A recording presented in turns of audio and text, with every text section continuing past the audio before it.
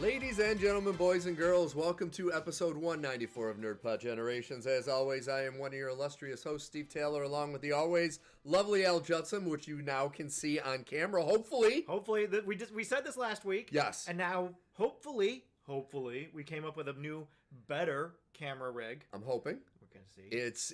If it doesn't work out, it's fine. It was a cheap fix. But if it works out, hey. It was a cheap fix. It's a cheap fix. And who doesn't love a cheap fix? I am always in for cheap fixes. I know. That's Hello, just friends and enemies. So this is us. This is us. This is what we look like. This is what we do. This is my current abode. That's going to change. Knock on wood. Shortly, hopefully. We'll see. Well, we'll see. Yes. More to come on that. Yes. We might be taking a month or two hiatus in the summer for a very good reason, but we will keep you informed on that. It's one of those studio moves you see so much on the internet. Yes, exactly. Yeah. Exactly. So. But NerdPod Generations 194, that means there are 193 previous episodes of just pure gold, so make sure to go to nerdpodgen.com. On our website, we do have a link on the main page to our most recent episode. We also have links to YouTube, Spotify, Apple Podcasts. When you do go to those sites, make sure you subscribe to the channel, hit the notification bell so you know when a new show pops up. Like on our lovely phones, whenever I upload a new show, we get that nice little notification saying, hey, a new episode's been uploaded. Yeah. So please do that, because especially YouTube, Al has been uploading partial and full clips of our show, which is very nice, because I know a lot of times I used to listen to 48 Hours clips, and I will no longer be doing that because I am officially boycotting CBS and Paramount. So I have to stop doing that. But in the same vein, you could have our show on in the background on YouTube and just be going on with your day. Yeah, it's we had, when my bad wing was bad, yes. We had a long period of no YouTube. And so this last week, I spent like 2 hours programming I think 2 weeks worth of episodes that are still dropping. That's crazy. From the backlog. So we've gotten through Ethan's episodes at this point. Nice. I think some of the more recent rants are now up on the website as well. So yeah, lots of good stuff to listen to now on YouTube. Awesome. More importantly, also note, we will hopefully record at least 2 or 3 more shows this month before we potentially take a hiatus, because I actually am going to the Adirondacks for a week, so I'll be missing. But if the amount of what we have slows down for a little bit, understand hiatuses happen with us. Yes. Life comes into effect every now and then, especially like around Christmas time. We do tend to take hiatuses. We always come back strong, though. So just know it's not ending with us. This is not, if anything goes off air, we will let you know, and we will let you know when we plan to come back. Oh, yeah. But when we get to that point, we will be a little more in-depth on why we're going, and trust me, it's for a very good reason. It's always for a good reason. But anyways, we do like to start every episode with a little, what have you been watching, playing, reading? I want to save mine. Okay. So why don't you go first? All right. Because I'm excited to we'll save it. We'll talk see about your reaction it. to mine. We'll talk about it. Yes. So really quick, I'm just looking at your lovely sweater, and before I get started, while I'm pulling up my notes, did you see who is on the cover? Okay. So the Madden cover. Madden is doing for me what they did to you last year, where you begrudgingly are going to have to buy it because of who's on the cover, which was Josh Allen last year for you. It is Caleb Williams for me. And I'm glad you brought this up, because I need to say, if anyone gets a chance, the Kelsey brothers, I can't remember their podcast name. I can't remember the name. Yeah. But those in the know, you type in Kelsey brothers, it'll bring up their podcast. They had Caleb Williams on because they wanted to talk about the Madden. I love Caleb Williams.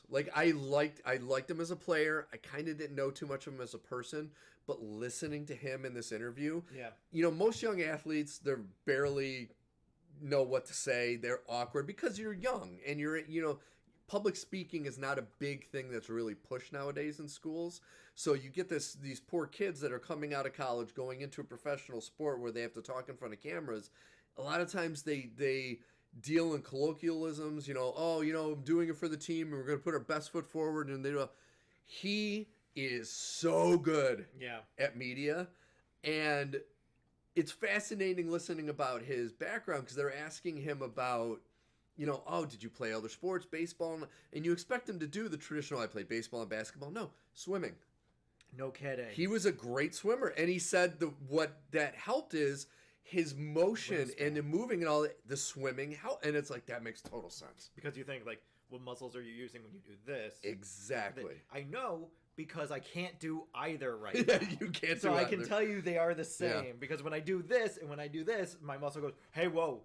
The PT guy said, don't do that yet. You're not ready for that yet. Yeah, I don't need you killing yourself. No, yeah, anymore. exactly. I'm good. But I am apprehensive because the game sucks. This is always the thing. It sucks so bad. Like they had a sale on this last year one that had Saquon Barkley, and I did get it on sale, and it's just dog shit. It's the same bad fucking game. They put too much gloss and not enough structure, and it just fucks it all up. I mean, like, here's the thing, is that they've always had this weird obsession with tinkering. They got to go in and find, like, the one thing that isn't quite right, and we're going to tinker. And it makes it so that it's almost always going to be intercepted. There's almost always going to be a fumble. Yep. Some stupid thing is always going to happen. And it's just like, God, I don't need you to be NFL Blitz, but I don't need it to be super realistic either. Like, I should be able to throw over the middle and be able to use the middle if I have a good enough quarterback. I think that's not crazy. I think that I should be able to aim my passes a little bit with more touch and not have bad things happen all the time out of random. Like, it's just, I just always remember Madden being infuriating at times, especially more recently. Like, and I hate keep bringing this up, but when you go back to NFL 2K5, which was the last 2K game, their football itself, like the actual programming, is better still than it is today 21 years later with Madden. Yeah. And it's like, dude, you can't figure out fuck the whole build a career and following the path and having the dialogues heavy scenes. Screw all that. Take all that shit out. Take the fucking card game out that you're using just to build money because you're a greedy piece of shit company. And just focus on the actual football and the game. Make the game fun. And putting the players with the correct ratings, which is a huge thing. And it's like, dude, focus on the actual gameplay and it would be a massive success. No, I think that the thing for me is it's the only game on the market. I know, and that sucks. If there were other games on the market, it'd be like, oh yeah, Madden, whatever. If that's your thing, that's your thing. There's no other games on the market. Yeah. And I get it. It's like a rights deal and all these other things. I would love if someone did like backyard baseball, but for adults. You know, like it's all made up teams. Go all in and say like you can make any number of teams for your own league, and it's all created team. You create their histories, what kind of team they've been, how long they've had droughts, if they've been really successful. You know, what was their... You can go back and decide what they did in 1960. Like, create an entire league, and, you know, in this world where people love to play D&D and write their own stories and everything, give them an avenue to do that, but with sports.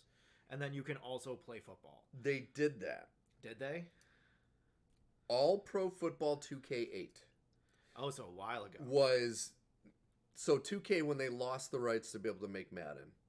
Or not Madden, to make an actual NFL licensed football game. They did All Pro Football 2K8 using generic teams, but they got the rights to former players. So, like, the cover has Elway, Jerry Rice, and Barry Sanders on it. And you could create your own teams, just like you said. Failed miserably because it didn't have the teams that people want. And I agree with you. I would play, like, an All Pro Football new one. Because the gameplay was 1,000 times better. This is the thing, is that at the time... It was a desperation move. Now, it would be seen as a 3D chess kind of like avenue around what's going on with Madden, a way into the market without having to go to Madden. Because I think the fact that Madden has so densely saturated and taken over and monopolized the market, I think people want an alternative to Madden. I don't think that's just us who are like, hey, I'm tired of this shit, Grandpa. Yeah. Like, I want something new. I want something that's different. And I do genuinely think that the newer generation, 2008, some of the people that would be the core gamers were just being born in 2008. Their brains weren't even on yet in 2008. And so now people have an entirely different concept of what they want out of games. Like, you think that coaching game that came out for Madden a while ago, I remember when that came out and I was just like, who wants to be a head coach? Oh, head coach. There are people that are really into that game. There's a soccer game, a FIFA game that is just like all about the minutia of moving players around and doing these things, and it's all simulated. You don't play the game, you just do the managerial stuff, and people love it. Well, 2K used to have a coach mode in their game, which was that game, but in the actual football game. Yeah. So. No. It's such a piece of shit. I don't get it, man. But I'll have to buy it. I have to get the physical copy just to have the cover. This is why I want to get the Josh Allen one. I still haven't done it. I've been waiting for it to drop. I think by now. Oh, you could probably find it pretty for cheap. discounted. It's for now $15 or something. Come August, it'll be the 3 ones ago, so it'll probably be for like $5. Yeah, exactly. Yeah. Which is what I was waiting for. Yeah. So the big thing that I wanted to talk about was I watched the. Do you know any of the Hellboy animateds? I do. I have not had the chance to watch them yet, but I do know of them, and they're on my list. I watched one of them. I've seen both of them, but years and years ago, so I rewatched one of them, Hellboy Blood and Iron. It's really interesting. It's not bad. It's a little slow at times, not in a bad way, just in a kind of methodical way. Okay. But it's like a classic haunted house thing, but there's also vampires. Hellboy. Interesting. And so it does this good job of introducing all the characters and like here's Dr. Broom and here's the origin of Hellboy, but it doesn't like stick with any of them. It's like, hey, this is what happened and we're moving on. Hellboy was found in World War II and we're moving on. Hellboy is older than you think and we're moving on. It also shows like Professor Broom on a previous adventure that links back to this adventure, and it includes the vampire queen from the last season of Castlevania, who is the main villain. Oh, really? Yeah, different incarnation, same character. Oh, interesting. Same kind of idea, bathes in virgin blood, is linked to this Egyptian deity, which Hellboy has to fight. There's this whole, like, because it's Hellboy, so there's a whole argument of, like, all the mythological side of Hellboy is, like, why are you on the human side? Like, what the hell, man? And so, you always have to have Hellboy fighting some mythological creature who is angry that he is on the side of the humans. This is no different, but this is fun.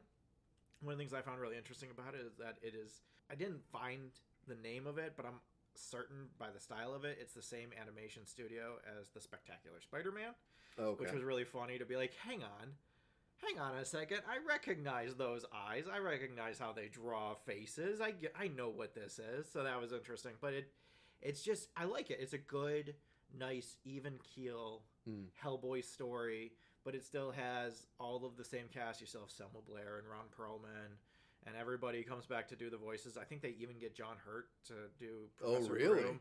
And then they get what's his name, James Arnold Taylor, who played Obi-Wan Kenobi in Clone Wars and a bunch of other characters. He's been all over the place. He plays young Professor Broom. And I really like this. This is fun. It's well-paced.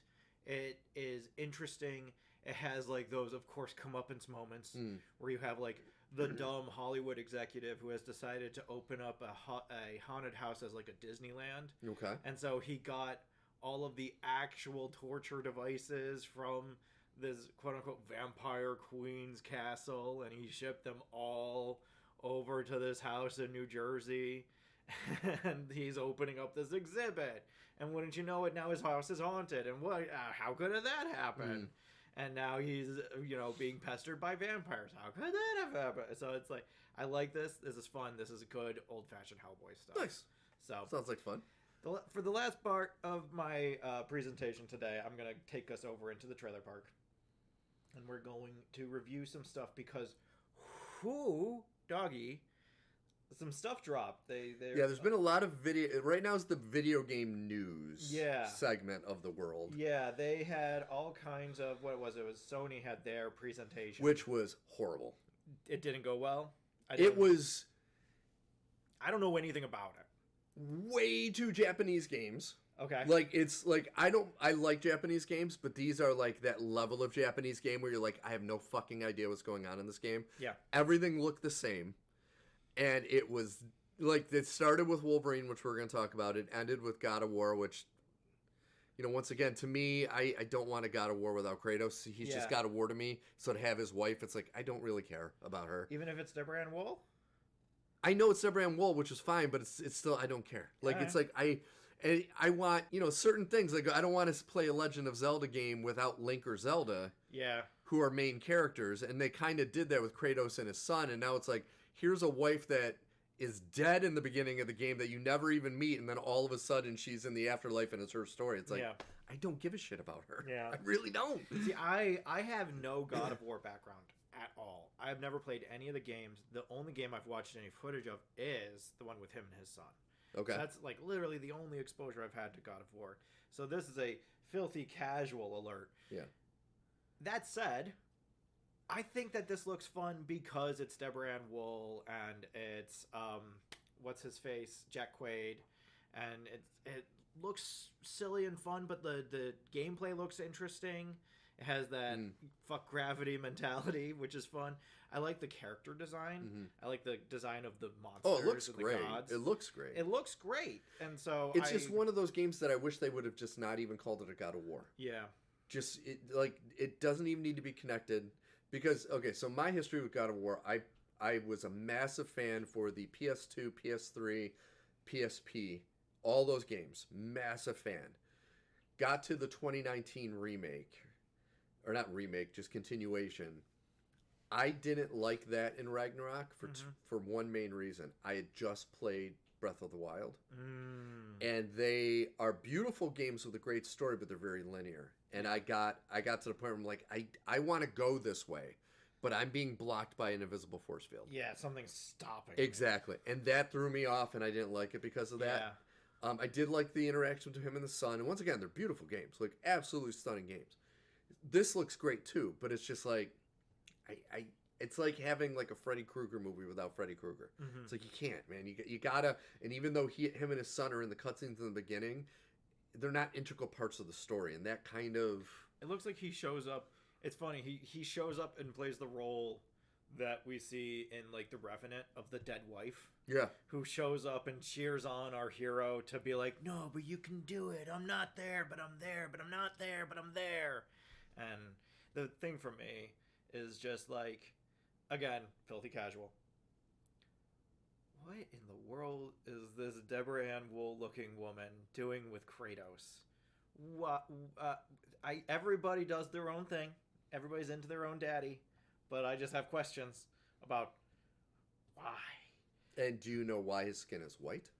Because it's the ashes of his former family, right? Yes. Yeah. So how is he going to explain that to a new lover? Yeah. Yeah, these are the ashes of my former family that I murdered. Yeah. And I have to walk around. It's like, I was mind controlled. I murdered them, and now I wear their ashes as a reminder. Yeah. Yeah. Do you want to join them? Yeah. I got a place right here on my shoulder. It's like fucking Maui. But with instead of tattoos, it's his family's ashes. His family's oh my god! Brutal. Turns into that terror. I actually like this episode of Doctor Who, but it's weird and it's off-putting. If you've never seen Doctor Who, it's the David Tennant. I think it's Martha is the companion at the time, and it's like this guy just talking about finding this group of people that have also seen the Doctor, and then they're pestered by this alien that starts absorbing them. Oh yeah. So it's just their faces sticking out of his body. Oh, I love that. And it's like it's that. And it's Maui, but it's also Kratos. Yes. Imagine that. It's a bad idea. Yeah. I'm sorry I brought it up. This is a bad visual. But as a filthy casual, I think this looks fun. I think it looks interesting, but I don't want people to just be like, women. You know, like that's not what you're doing. You have a more nuanced critique than that. I loved Abraham. Well, to watch her kick ass, I would be happily. See, that's my thing. Is like as long as it's just that her putting on armor and kicking ass, I'm like that. I'm here for this. See, and I think one of my problems is, and I've noticed this a lot with Sony and Xbox. They focus so much on getting these insanely perfect visuals, but then the meat of the game is very similar. Like I talked about it with Wolverine. It looks like the same thing you played on the PS3 era, but with a prettier coat of paint. Like, they don't take a lot of chances as far as, let's really change up the gameplay. Like, I'll use Donkey Kong Bonanza. It's not a lot of people's favorite, but it's a very successful game because they changed how you actually play the game. You're just going to break everything. Mm-hmm. And it's like, take a swing, and instead of just like, all right, we're going to do these cutscenes and there's special animations for killing in a certain way, and then there's finishing. Like God of War was famous for there's different finishing moves, and then there's the buttons presses you got to do these special moves to kill people. It's like, think of some different gameplay. Like I wish I would have been happier to see this if because she's in the afterlife. Yeah. but the afterlife looks a lot like what the real world looks like. Make it weirder. Yeah. I know she talks to a gelatinous cube in it, which is weird, but make the other, like, make the physics of everything different. Make the, how, the traversal different. Yeah. It's like, make it look weird. Like, and you could even play that into it because she does have this fuck gravity thing. Yeah. Have that be part of this realm. Exactly. Like, have it be something where she notices it too, draws attention to it, and it's not just like, oh, that's just gameplay physics, blah, blah. It actually has meaning within the world of why she can do these things, and how, like, it would also show how great a warrior she is as to inherently, like, see, like, whoa, gravity's weird here, I'm gonna fuck shit up. Yeah. Or even, you're in the afterlife, which, since it's Greek mythology, you're in the underworld, in Hades' realm. Make it darker and more of like a horror game. Yeah. You know what I mean? Still have she still can do the action moves and all that, but make it a little more tense. Well, and it may not even be Hades. It's implied to be just like an underworld specifically for the gods. Yeah. It's not even Hades underworld. It's an Which I don't get, because she's not even a god, but she's in this afterlife realm. Like, I don't get that part of it. It's like, she's a human. She should be going to, like, the fields of asphodel, or she should be going somewhere in that realm, and it doesn't look like it. It does, even though she's the wife of a god, it doesn't make sense because she's not a god. She's not even going to Valhalla when she's exactly Germanic, and I wish they would have leaned into something like that, where she has to, like, interact with Cerberus and, like, all of this stuff. You know what I mean? A real trip through the underworld. Exactly. Yeah, that'd be interesting. So while we're on it, Logan, Wolverine. Yes. This is interesting. It looks alright. It looks. I agree with you. We had a little. We'll put it up online a little beforehand of us like live reacting to it.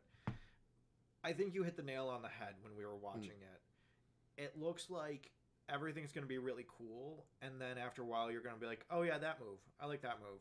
Oh yeah, that move. Oh yeah, that move." And it's just going to be a lot of the same kind of thing. The quick time events, the sudden quick time events. It's like, okay, because this is what Spider-Man is too, and it's fine. I replayed that recently. It's fun. It's good, but at the same time, I won't say it's not repetitive. I think this looks interesting. I need more of the storyline. The concepts are interesting. The thing that stuck out to me is that there's this big tanker that says Trask on it. So it's like, okay, so this is Trask Industrial or something. And yet the guys look like they're from the Marauders. Yeah. And they don't bring attention to that, which means that this is just cut from the game, so it's probably brought up sometime before or after. But in the moment, you're just like, the Marauders and Trask. Are they together? Is it Trask making the Marauders? Is there a connection here? So I'm interested. I like seeing Leech. Having Jean Grey there is interesting, but ultimately, like, it just blows out the dynamic for me a little bit. Because I don't know. I never saw Jean as super violent unless she has other things informing her violence. You know, unless she's out of control because of XYZ reason. So watching her, like, set Logan up for these combos where he's decapitating people, I'm like, okay. I never really thought about Jean doing that. That's interesting. I've never really considered that as something that Jean might do. So I don't know. I think this is curious. I think this is interesting. I think this is a long time coming. And I think it's been in the works for 5-6 years now, I think. And we still haven't had a real trailer for it. Yeah. We've had like gameplay trailers and this one scene, and we haven't had like a real trailer telling us like what's the game actually going to be like. You showed us what the gameplay is like. Is it going to be just scene setup, gameplay, scene setup, gameplay, scene setup, gameplay? Because what I like about Spider-Man is that you can go around the city and do other things. Yeah. Can you go to bars as Wolverine, or do you just go to a bar as Wolverine for one scene? See, and that's what concerns me, mainly because recently I've been playing the new 007 game, First Light. Great game. But that's exactly how it is. Like, it's, you do 2 minutes of action, and then there's like a 5-minute cutscene. Yeah. And then 2 minutes of action, and it's not... Like, I can appreciate what they're trying with it and the story I like, but I do not like that jerky... Yeah. Like, I want to play a game. I'm here to play a game. Like, I understand there's cinematic... Like, even Uncharted, there was more action, less cutscene. Yeah. You know what I mean? Yeah. But here, it's like, just... That's my worry with Wolverine. Yeah, no, I want to know more about the game itself. Mm-hmm. And I'm not getting that. I like the costumes. I like the setup. I like the look. I like Liam McIntyre. I don't know. I need more to know about the game. And we talked about this during our reaction too.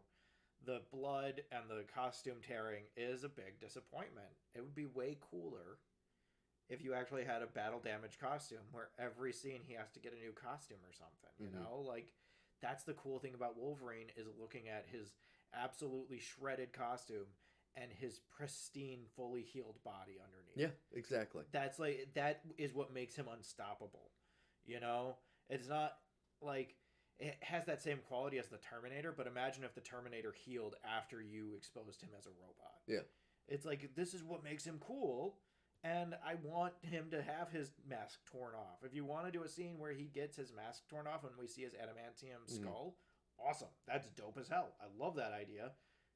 Then his mask shouldn't come back when he's healed. And if you're going to have this much blood in the game, his costume shouldn't be clean 2 minutes after he just killed 6 people. No, and if you're going to have one of the major points of, like, now you know you have a certain amount of damage be that his costume is torn in the back or in the front or something, then it should remain torn. The costume doesn't heal. Yeah. That's ridiculous. Why would the costume heal? We haven't even gotten into the fact that the blood just, like, evaporates off of you. Yeah, that's so or that weird. There's a little brother mode where you can play without all the blood and guts. And it's just like, okay, but he's still decapitating guys. He's still shoving his claws up through a guy's skull. Like, I don't know that the blood is the thing that's going to make this it's bad. not going to make the difference. So, like, I don't know. I think that this could be really good, but I'm not as sold on it as I've been on other games, like Sight Unseen. Like, I remember watching the Indiana Jones trailer and being like, oh, this looks like it could be really fun. Another game that has kind of that problem. It's not fully linear, but it feels very linear. You can go back to other scenes and other things, but it's just I don't know. I'm still working on that one, too. Let's see, really quick, because we didn't get much information about it, but it's worth talking about because it's a major player in what we have groused on in previous lifetimes. The Last Ronin. Yes! This is, it's as great as the darker version of the Ninja Turtles theme that comes up while the moon turns red. And supposedly it is an M-rated game. It looks really good. I know, even that quick cutscene, I was like, dude. Oh my god. That could be, yeah. I was so giddy. I was shaking with joy. But once again, it's like, I hate that they show these cutscenes because after watching it, I'm like, this game's not going to come out for 3 more years. I know. It's so frustrating. Do you remember when we saw? Because I had a very similar feeling when we saw the Wolverine trailer, where it was a bunch of guys being thrown through walls and at a bar, and it was just him going back up to the bar, and then another guy comes up and the claws come out, and you're like, oh! And then 3 years later, the game shows up, and you're like, oh, it's one of these. I think it's even longer than that. I want to say that might have been. I think that was the last E3 that Sony did that they originally announced, and that was like 2019. Yeah, pre-pandemic. So we're talking like 6 years since the announcement it's going to be coming out. Yeah. Which is fucking crazy. Long enough that people thought it wasn't going to come out anymore. Yeah. Long No, absolutely. People 6 to 7 years. Yeah. So, I don't know. I love Last Ronin. I'm reading the comic. I can't wait for that. I really hope it's really great. I hope so too. I need a proof of concept for a Dark Ninja Turtles because in a world where everybody doesn't want gritty, dark takes on usually happy superheroes, hello, there's one that started gritty and dark and got lighter over time. Yeah. So, hey, maybe we explore the gritty, dark version of it. We haven't done that yet. Yeah. We've done it as a bit, as a joke. And I'm excited that it's Platinum Games that's making it because they have a great track record. Very underrated game on the Switch for those of you who might not have played it called Astral Chain. Unbelievable game, but then the Bayonetta games, like they have a really good track record of games that they've put out. Yeah. So the fact that they're helming this makes me feel very good about it. So I'm very interested in that. We're gonna see what that is. Did you watch the X-Men 97 trailer? No. Oh, we should watch that. We can do a live react while we do it. Let's do a live react. Real quick while you're looking it up, I am excited for the they're doing a remake of Code Veronica, the Resident Evil game, which I was a early adopter of the Dreamcast, and that I believe was the first game I ever got. And I remember the cutscenes absolutely blew me away, but the controllers sucked because it was still the tank controls. But I'm very excited about that.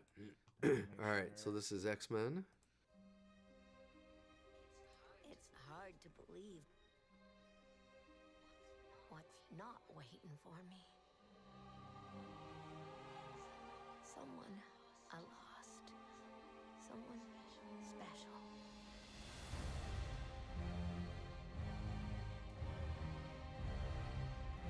The X-Men are scattered through time.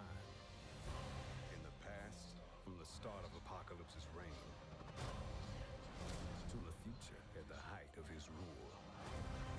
The X-Men. I must strike them at their most vulnerable. The 1990s. Jeez, could have at least bought me a drink first.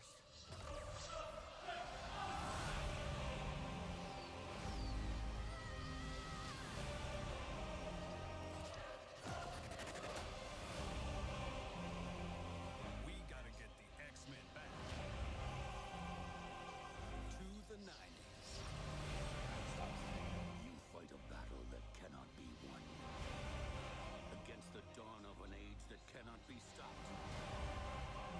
This isn't just about us. It's about everyone we've lost. Forms the beginning of time.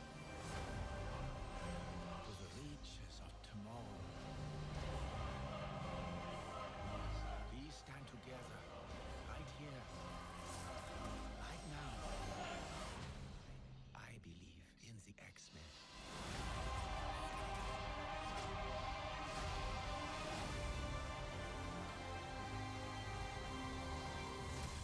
We're back, baby. It looks good. I don't know how I feel about the writing. I need them to stop bringing attention to the 90s. Yeah. That sucks. We gotta bring them back to the 90s. We have to hit the X-Men where they're the most vulnerable. The 1990s. There's no way Apocalypse can ever say 1990s. No. Like, it immediately takes you back to the Elmer Ooze or whatever his name was version of him in X-Men Apocalypse. And it's just like, ugh, I wish that this didn't suck. Because in reality, stealing from Deadpool, they're at their most vulnerable in the 80s when they're babies and you can fucking just kill them. They're the most vulnerable in the 60s. Yeah. You know, if you just get rid of Professor Xavier, There the you go. X-Men never form. No, that's dumb. No, it's stupid. It looks great. It looks really good. The animation is tight. Kelly put it really well that it's like a But yeah, that's dumb. every frame a painting style, like every frame could be a comic book panel kind of thing. That looks great. Oh god damn, like the whole of everything else is just, man, I'm not interested in some of the writing. I have a lot of questions about the pacing because that was an issue last time. And the whole Bo DeMeo thing is still hanging like a shroud over the entire thing. Very much so. This guy came in with a very, very grounded understanding of what the X-Men should be, did the whole thing, found a ton of success, and then Kevin Feige got really upset that he found so much success and called to attention that other people besides Kevin Feige might have better ideas than Kevin Feige about how to do Marvel stuff. And so there was this whole fallout, and they framed him for all these things and maybe didn't frame him for other things. And it's just like, Jesus Christ. And so this was all done without him, and it just, that immediately tells me like this is not going to have the same vision as the last one did. And I don't know. This could be good. This could be like a giant clusterfuck. I have no idea. I don't have a lot of expectations now going into after that trailer. Exactly. I'm not sitting here being like, yeah, it's gonna be great. I'm like, yeah, I mean, it might be. It might be good. I don't know. It could be. Who knows? So I don't have anything really to say about it except that the trailer for Primetime with Robert Pattinson is the inevitable Chris Hansen movie. Yeah. Yeah, Robert Pattinson is playing Chris Hansen. Yeah. That's all I have to say about that. There is this funny comedy, Gail Daughtry and the Celebrity Sex Pass. We saw a good trailer for that. I don't know if you watched the trailer for that or not, but that looks like it could be really funny. has a bunch of the cast of Mad Men in it. And it's I think it's Zoe Dutch, who is Caroline of the City. What's her name? Leah Thompson. Leah Thompson. Her daughter doing like this. Oh, her boyfriend actually found his hall pass and got to sleep with her. And so now everybody in the world is in on this conspiracy to help her sleep with John Hamm. And it looks really charming and funny. It looks all right, yeah. It has like Scott Pilgrim kind of fun. I have such low expectations of modern cinema I that know. it makes it really hard. I know. Like right now, the only movie in my household that people are looking forward to is the Minecraft Squared. Has been announced that it's coming, and Ethan wants to see that so bad. Yeah, and but I dreading after I that don't first care. one. That first I one was don't terrible. care. Fine. Yeah. Whatever. Cool. It's like the Mario movies. I still haven't watched the second one, and I'm still just like, okay, cool. Whatever makes You you gotta happy, watch that man. eventually. I will. I will watch it, but like, I don't know. Man. The end of Oak Street is Still looks interesting. It's my thing is that it's Bad Robot. This is the last final gasp of J.J. Abrams and Bad Robot. If this one doesn't work, they're done. And Which like, honestly, go away. Here's my thing. What's the big thing with Bad Robot? No ending. Yeah. So why would I think that this movie is going to have an ending? Because that's your whole thing, is that you don't have endings, and you think it's like this championship like chess move to not have an ending. And it's like, no, man, like you need an ending. There needs to be a satisfying resolution to your story. That is why my favorite thing he ever made, which was Super 8, actually had an ending. Yeah. It had a conclusion to the story. That is one of the few things that ever did. It still left some hanging chads, as A I couple, recall. yeah. There were still some things that were just like, so we're not going to get any resolution on that? That's weird. Yeah. I feel like we could have gotten some kind of something on that. But no, I hope this is good. Ewan McGregor and Anne Hathaway and her big year. I hope this is good, but I have no idea if it's going to be anything at all, or if it's just going to be another complete waste of time. Yeah. Little faith. Yeah. Little faith.